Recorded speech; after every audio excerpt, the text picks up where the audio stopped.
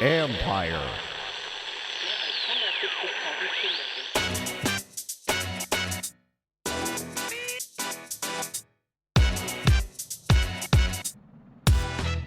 Jay Gruden is fired, and then we go all the way across the country to talk about a football team in the other Washington.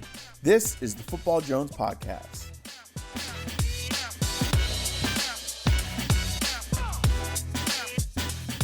What's up, everybody? Thanks for coming back for another episode of the Football Jones. It is Monday morning. Yes, Jay Gruden, no longer head coach of the Washington Redskins, following that 0-5 start. Not a surprising move. I think that once the Redskins lost to the Giants, everyone expected that they were going to lose their head coach. It was going to be a decision that was going to come down, but I think because they were playing the Patriots, that's not a team that you want to set up an interim head coach for, and that's why they waited one more week. And Sunday, another blowout loss. Did well in the first quarter, but then outscored the rest of the way 33-0 after that 7-point lead that they took. And Jay Gruden is out. Now look, I've talked about this before. Jay Gruden is not the problem there. Yes, he has his faults, but the problems run much deeper.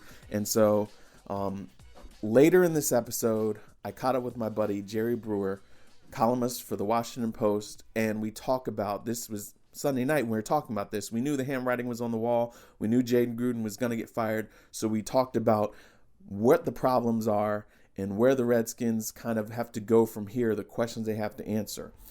Going to talk about that. Like I said, that's how we wrap up the episode. But first, I head out to Seattle, where I was last Thursday, to cover them. They got a big win over the LA Rams, divisional win, winning by 1 point, 30-29. Russell Wilson was legendary, and so I caught up with several of his teammates in the locker room, Mychal Kendricks, linebacker, and also Duane Brown, left tackle, just to talk to them about how big that win was and what it is about Russell Wilson that always gives them a chance and why he is probably overlooked despite being such a dynamic guy. So when we come back, we're going to step inside the locker room there right after the Rams Thursday night, the Seahawks Thursday night win over the Rams.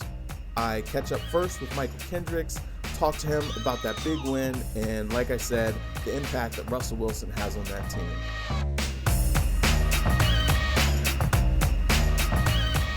What was that mindset like for you guys? The back and forth momentum swings and the way you guys were able to close it out. Strong offensive stand, strong defensive stand. Man, it's a crazy game, you know what I mean? In games like this, between two good teams, they always end close. Yeah. But you just gotta go out there, do your job. Don't try to do too much. Don't get outside yourself. Oh man, that shit's too close for my blood. Yeah. But, I mean, we came out with the win. But the ebbs and flows of the game, the highs, the lows, it can go either way, but it worked out for us. It was a legit dogfight, and I guess that's what you expect. To the very end. Very end. And the mindset is when we get another chance to defend a blade of grass, we're taking that. We'll take exactly what we can at every moment we got. We gotta show up. Yeah. Sorry. That's it. I didn't say it. What does it do for you guys on defense when you see Russell and some of the wizardry that he pulls off? I mean, that's Russ, man. That's Russ. I played on some other teams, and I played against Russ, and he has that ability to just make things happen. He's a very special dude. So it comes to no surprise being on the squad. I have full confidence in his ability to make stuff happen. Now, like you say, you played against him. Why do you think he's not doesn't get as much talk about and hype about him as he probably deserves? Because he's been doing it for so long. Uh-huh. You know what I mean? Yeah. People always want what's new, the new hot thing, but you know what? The proof's in the pudding. You know what I mean? Look at the stats. You know what I mean? He's not forgotten. You know what I mean? Real recognizes real. You know what I mean? he's real recognized real. Proof's in the pudding. You can look at his stats, right? They're there. One of the best. How frustrating is it to go against him as an opponent, and how much better is it to have him on your team? I'm so happy, I want to say. So happy. Yeah. All right, man. Thanks a lot. No problem, man.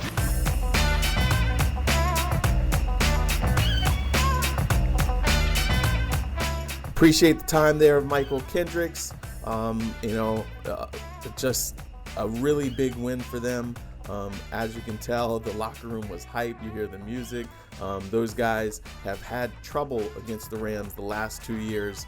They lost 2 straight years at home against the Rams, had lost 3 straight games against them, and to get that win was huge. And so now we're going to go to the other side of the locker room and talk to Duane Brown for an offensive perspective about that victory, how they were able to pull it off, and again, what Russell Wilson means to that team.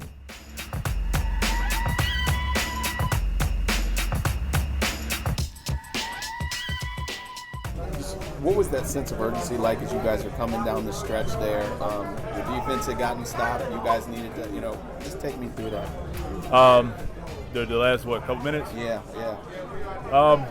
Well, we had the big drive, right, in the fourth quarter, and that we just keeping our poise, just keeping our confidence. We knew that we were going to run the ball, and Coach Shotty, kept dialing them up. Just getting 4 yards, 5 yards here, just trying to wear them down. And then the last play with Russ to Chris, just a heck of a play, by both of those guys. Russ getting out of the pocket and throwing a little dump down to him, and he didn't catch it clean at first, but held on to it, and it was a great drive for us. What is it about this team? They say it's a passing league. It's real, but the emphasis on the run is still there. Here, how you doing, brother? Yeah, again, that's a lot of credit to the coaches, of believing in us up front, knowing what kind of team we have, what we're built with. The run game is very important. It sets up a lot of the big plays for us downfield. And I'm appreciative of it, man. Defenses don't like it. When they're able to run the ball efficiently, that's not the kind of game most of those guys want to be in. So we were able to get that done the last 2 weeks, and we just got to keep that momentum going.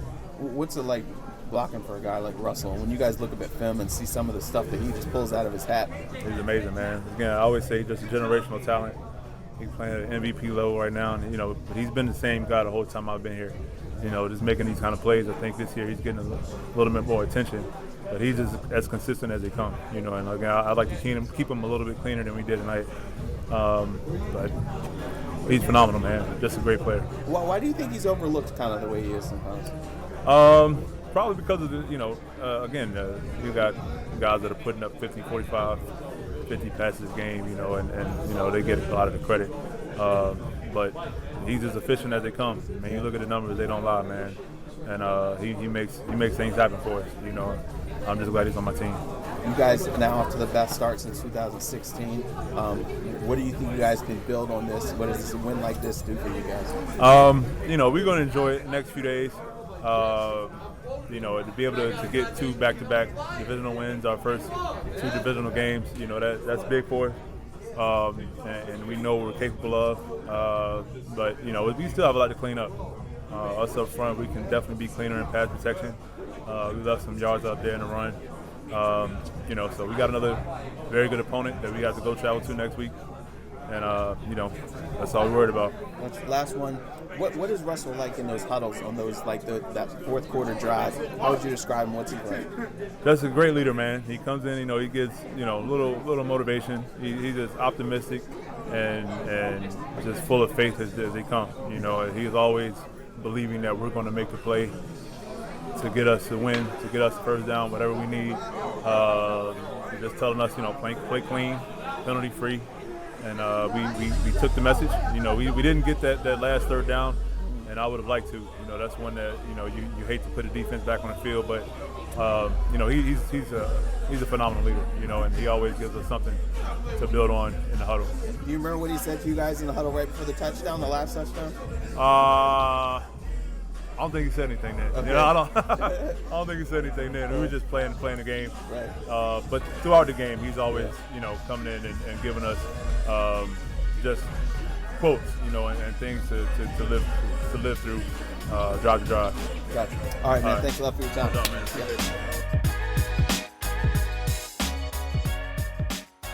There you go. Hope you enjoyed that visit inside the Seahawks locker room. And when we come back, going to catch up with my buddy Jerry Brewer. Like I said, a guy who is a national NFL columnist. He actually lives out in Seattle now, but still works for the Washington Post. He was at that game. He covered Russell Wilson during his first 3 years in the league for when he lived out in Seattle before he came to the Washington Post. So he's a guy with a lot of insight on Wilson's progression and evolution as a quarterback. And then we wrapped up the discussion with a pretty in-depth conversation on the Washington Redskins and their problems. And that is going to be the way that we wrap up this week's episode. Thanks so much. Here we go. My talk with Jerry Brewer.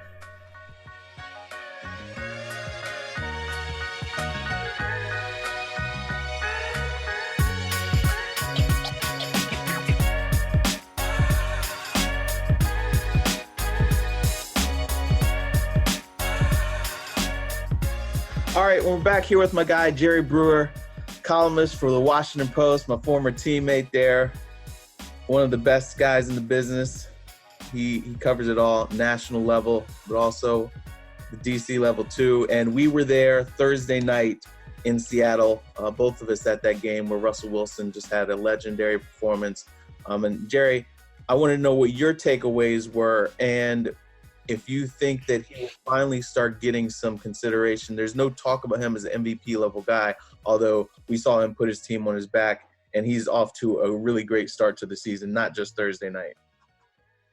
Mike, if there weren't a Patrick Mahomes, Russell Wilson, I think, would have to be your leading MVP candidate through 5 games. It's only 5 games, but clearly – for me, someone who was in Seattle when he was drafted in his first 3 or 4 years in the league, he's taken a step forward from even the player who won the Super Bowl and went to a second and made all those Houdini plays. I mean, as a passer, his ability to throw guys open, his ability to complete passes in tight windows, it's just tremendous. I think, beyond just the fact that Seattle is so remote and beyond the fact that that Russell Wilson never puts up the gaudy 400-yard stats because he's never going to throw it 50 times, I think there's just always just kind of been this belief that, he's good, and he's really good, and he's a franchise type quarterback, but he's more in the maybe the Phillip Rivers mode of a franchise type quarterback in a world of Peyton Manning and Tom Brady and Drew Brees or whatever. He's special, and he's really taken a step forward. And for people who aren't paying attention, you really need to watch at how he carries that team and what he's able to accomplish, Mike, in limited throws. He threw it 23 times on Thursday night, 4 touchdowns, and just dominated the game. Yeah. Why do you think it is that he's able to be so efficient? Because he's racking up more stats, more meaningful stats than a guy like a Jared Goff who was in that same game, threw for maybe 100 more yards, but fewer touchdowns. Why is Russell Wilson so efficient? I think that's a lot of times you see those traits in quarterbacks from when they're really young. He was that way in high school. He got that way in college. He's just a tremendous he's tremendous at ball protection, first and foremost. Never one to throw a lot of interceptions and do things that you would be considered careless. But on the same token, he's a guy who will take some calculated risk. So it's just naturally what he's always done. I think the fact that he is a short quarterback works in his favor in terms of his efficiency, in that there are certain throws, especially over the middle, that are dangerous for quarterbacks that he doesn't see, so he doesn't throw them. Okay. And that's not anything against him. Drew Brees doesn't throw those either for the most part. So I think the angles from which he's throwing Right.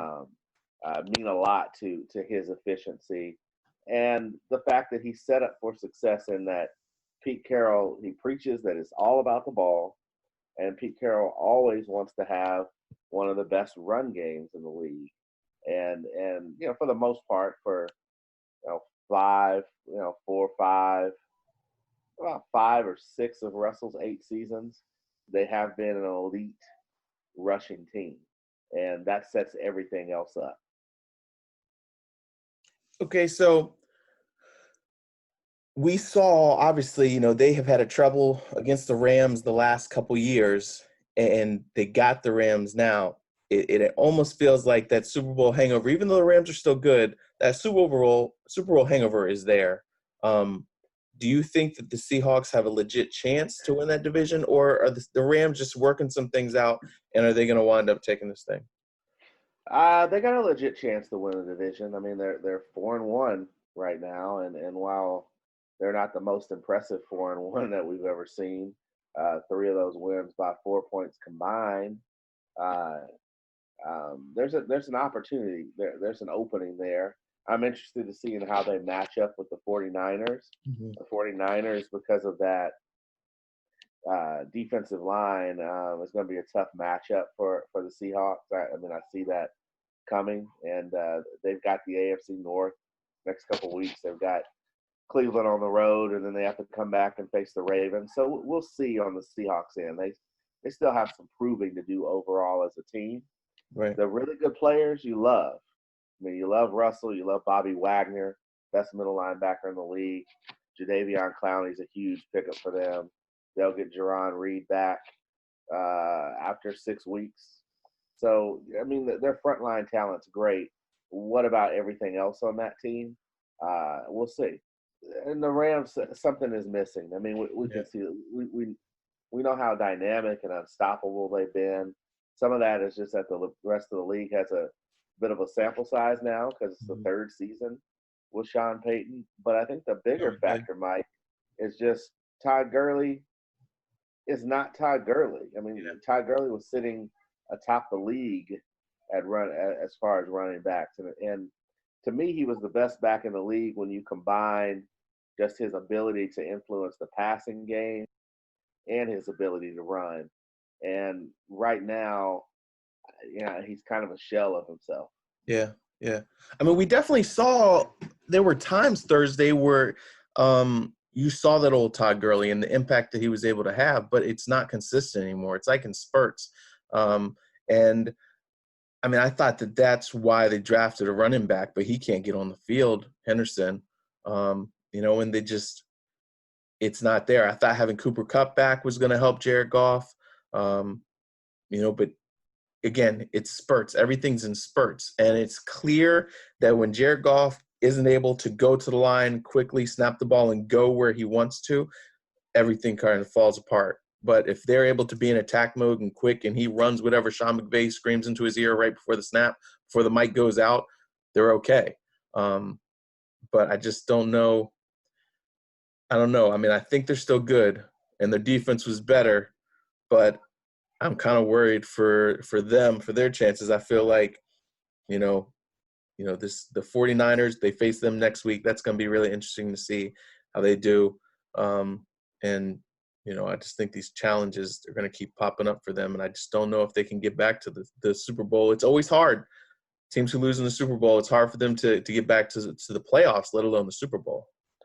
I mean, it's the strangest thing in the world, just that phenomenon when you go all the way to the Super Bowl and lose, how difficult it is to gear back up. But that said, they still got Aaron Donald. Mm-hmm.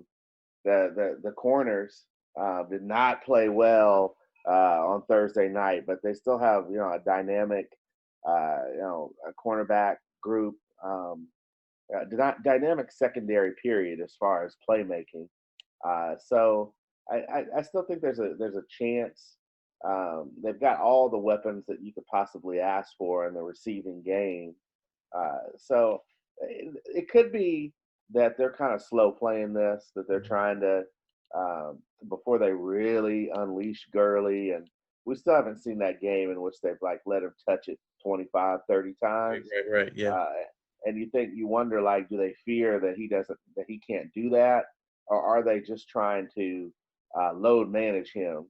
Kind of like a Kawhi Leonard, and get him to the second half of the season so that he's playing his best then and doesn't waste all of his bullets now.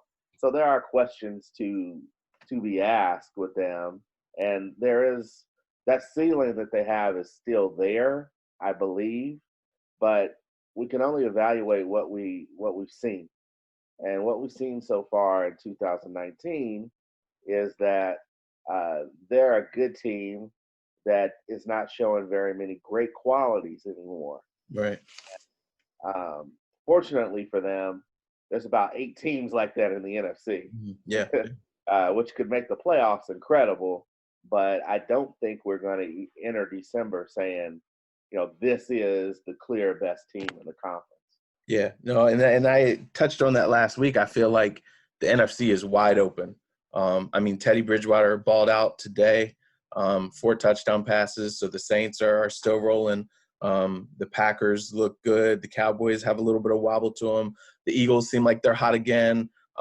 There's a lot of teams that have potency, but they also have a lot of vulnerability as well.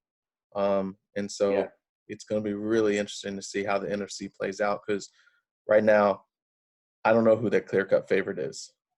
I think, to me, if I had to bet your money on this, not mine, because I'm not going to try to bet my money on the NFC. If I had to bet your money, I would go for the Saints, just because I think having to win games without Breeze is building a confidence in them that they are the complete team that they've been trying to tell people that they are.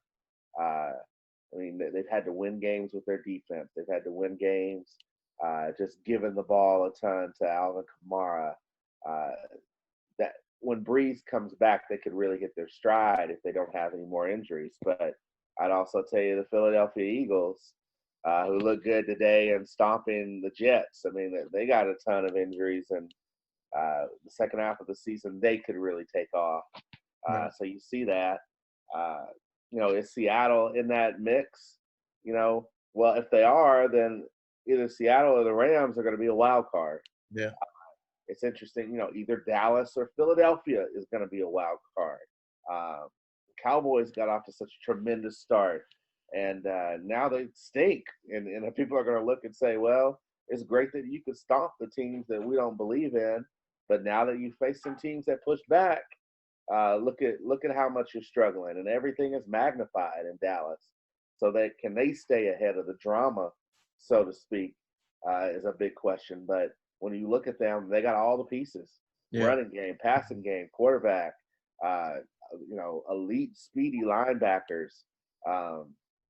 Just a modern defensive scheme to be able to play against teams in space that like to get you in space. So it's crazy in the conference. And then you think about, like, well, what could Chicago ultimately be if those guys get right? Minnesota still has just this dominant defense. If they can get Kirk Cousins to just simplify and be more of a high-performing game manager, it's fun in the NFC. AFC is real simple to figure out. Yeah, exactly. 2 great teams and a lot of garbage. Yeah, but exactly. But if you were willing to bet, you still would say that the Super Bowl champion is going to come out of the AFC. Yeah, exactly. Well, one team that we have to touch on because of where you work and where, I still keep tabs on is the Redskins. Now they're 0-5. Dan Snyder, Bruce Allen got out of there in a hurry today instead of staying around and stewing like they normally do after losses. What's going to happen with this team, man? Well, Jay Gruden is going to get fired. See, the problem with them is they're a legitimate candidate now that they're 0-5 to be an 0-16 type team if they're not careful. And I think they got more talent than that, but it's hard to lose 5 games in a row in the NFL when you're trying. Yeah. And it's not like they're the Dolphins and they've had a fire sale. And this is also one of those NFL seasons in which It's going to function like the NBA at the trade deadline, like Major League Baseball at the trade deadline, in that there is a serious gap between the teams that have a chance and the teams that don't have a chance. And I think you could see a lot of trading of assets if teams are willing to give up, their first, their second, their third round picks. And Jonesy, like we said, a wide open NFC is going to make teams want to go for it. I mean, you're sitting there, you're the Seahawks, you're the Cowboys, you're the Saints, you're the Rams. You're all thinking, man, we're like one player away. The Eagles, we just need that one more piece. I think that you could argue the same thing for the teams that aren't the Chiefs and the Patriots in the AFC that are contenders. And you're like, well, somebody has to advance around. Yeah. So maybe we have a chance if we do something. So I think that's going to be kind of crazy, that dynamic. But as far as the Redskins are concerned, and then after that, the big question is, well, what do they do with Duane Haskins? And normally when you're not in it, you just go ahead and you get your young quarterback the experience so that he'll be ready to go next year. My fear with Duane Haskins is, are they so bad that they need to protect Duane Haskins, not from the rest of the NFL, but from themselves? Yeah. Yep, exactly. Because that's my fear, is that he goes out there, he's still learning. He learns a lot of bad habits. His confidence gets shaken. He's rattled. He's gun shy. And it's kind of like when they had Patrick Ramsey, like the kid can never get right because he'd been hit so much. He had so much change. And I just don't, you've invested in this. I think he's a talented kid, but if you throw him out there before he's ready and in such a bad situation, you're just setting him up to fail. Yeah, exactly. And, I'll go ahead and say it right now. This is the Redskins, and Jonesy, I see the scenario coming up. I mean, if they are one of the 5 worst teams in the league, if that's going to bear out over the course of this year, it's a pretty good quarterback class next year in the draft class. There could be somebody else you fall in love with, and this could be a Arizona Cardinals, Kyler Murray, Josh Rosen type situation, in which you drafted a guy one year, and then the next year, whether it be Tua at Alabama or Jalen Hurts or Jacob Fromm or Justin Herbert at Oregon, it could be a situation which, you took this guy and he was your guy, and mind you, like he was also ownership's guy. Right. If you bring in a high-profile offensive coach who's got a very particular system and very particular taste, and all of a sudden it looks like Jalen Hurts from Oklahoma is a better fit, I could see a scenario in which they either have to do that, I mean, we saw how little Josh Rosen netted them in relation to the number 10 pick that Arizona used on him. It could be a similar situation in which, you either have to do that with Haskins, or there's a big fight. Because this being the Redskins, just because they could go out and hire Dabo Swinney or some guy, some sexy offensive coach, and try to force a player down their throat. And that's why I thought it was a little. I didn't think that this past draft class was necessarily the one with another one coming that was going to be potentially even better. And I just, I don't know where that would get them if they had to use back-to-back first-round picks on a quarterback. But that's very much in play. Yeah, and I think that'd be a disaster. It would be for them, because they got so many needs, and they have to deal with this reality. They've been preaching to people, we're close.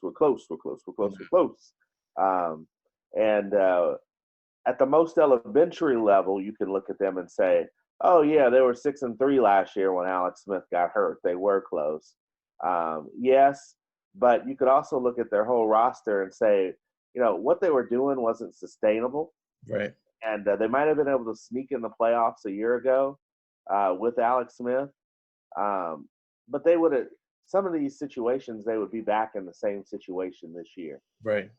And if Alex were healthy, they wouldn't be 0-5. but nobody would be talking about them among these collections of potentially great NFC teams. No, definitely not. So they're in a they got to stop fooling themselves first and foremost. Maybe I just got to say this, Jonesy, because this is my platform. But if Jay Gruden has to go, Bruce Allen has to go. He won't go. He won't go. And I don't think Snyder would do that. I think that Bruce is a master at always having a scapegoat.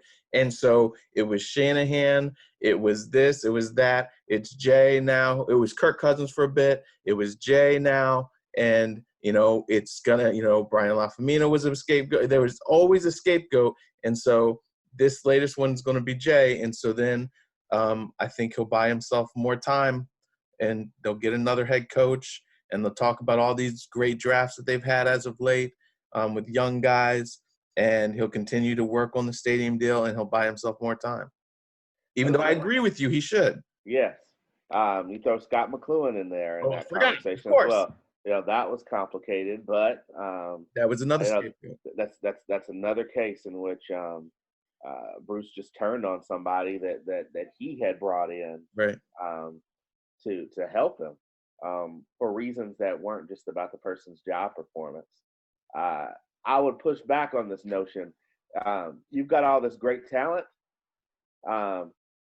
Tell me someone that they have drafted in these last 3 years who is just a bona fide, no matter what, Pro Bowler. Other than let Brandon alone Sheriff? All Pro. Other than Brandon Sheriff? I mean, Brandon Sheriff is outside the window of 3 years. Brandon Sheriff, this is his, 5th year? Yeah.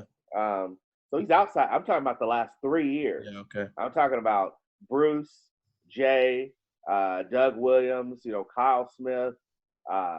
And mind you, I like some of those guys. And I think they have done a good job drafting. But this notion that Jonathan Allen is not Aaron Donald. No. Jonathan Allen will start for a long, long time in the NFL. But I don't see him making the All-Pro team this year or anytime soon. Deron Payne is a good player. He'll start in the NFL for a long, long time. But offensive coordinators aren't like, oh, my goodness, And the list kind of goes on and on. You look now and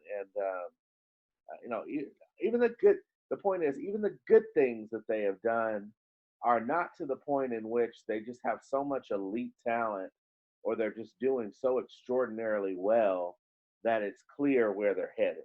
Yeah. And that's a big concern. And my thing with them, as I've written in the past, I think they found a way, for the most part, and this season may be a test of that, but they found a way not for everything to fall apart. Yeah. They found a way to be safely mediocre. And that's a dangerous place in the NFL because when you're hovering around 7, 8 wins, 9 wins, you can tell your fan base, oh, we're close. And then all of a sudden, you lose a player. You can't keep your guys healthy. And you're sitting here 0-5. And if you lose in Miami next week, you are the joke of the NFL. Yes, exactly. You lose to a team that's not even trying. Miami next week. If Miami beats the Redskins, they're going to be crying in the prayer circle after the game. They're like, this really hinders our chances to get that number 1 pick. Yeah, exactly. So it's incredible the state that they're in. But everything in the NFL is fragile. Success is fragile, and failure is always possible. And they better be very careful as they revise this, what direction they go. The owner better be willing to, Daniel Snyder better be willing to put significant resources to fixing this. And that doesn't mean that you have to go out and spend a bunch of money on the next Steve Spurrier. But you got to find a guy that can coach in the NFL. Mm-hmm. And then it's you're been a part of a winning franchise, a winning organization. Yes.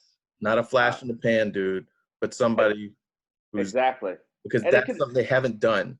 Jay Gruden was in Cincinnati. That was not a winning franchise. Bruce Allen, not a part of a winning franchise. Scott McLean, had been in Seattle, but they didn't give him enough time.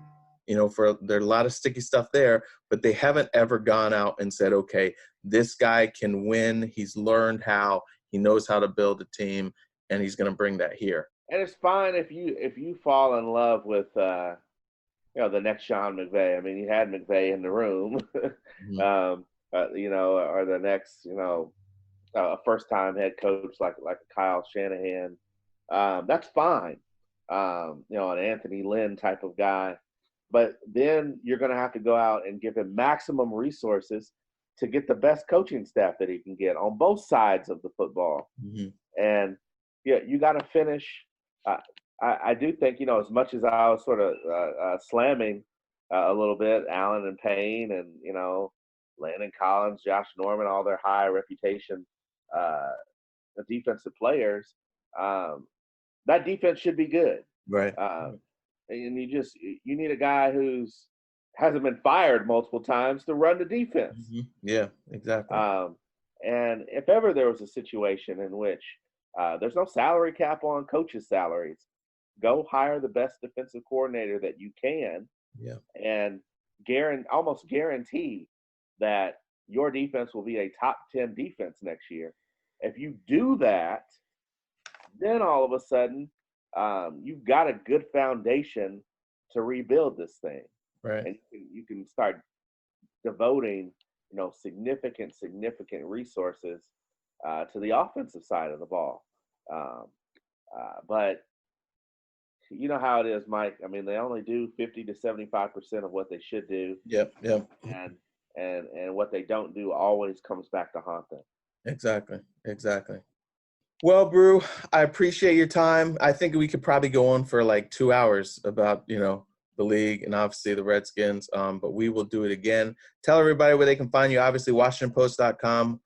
Where else can they find you? Social media and everything. You can find me at Jerry Brewer on Twitter, at Brewdown, BREWDOWN on Instagram, and I think the Facebook page is Jerry Brewer Writes. All right, good deal. Well, thanks a lot, Brew, for being with us. Everybody, thanks for listening to another episode of the Football Jones podcast. Again, catch us. I'll be coming out Thursday morning with our midweek report.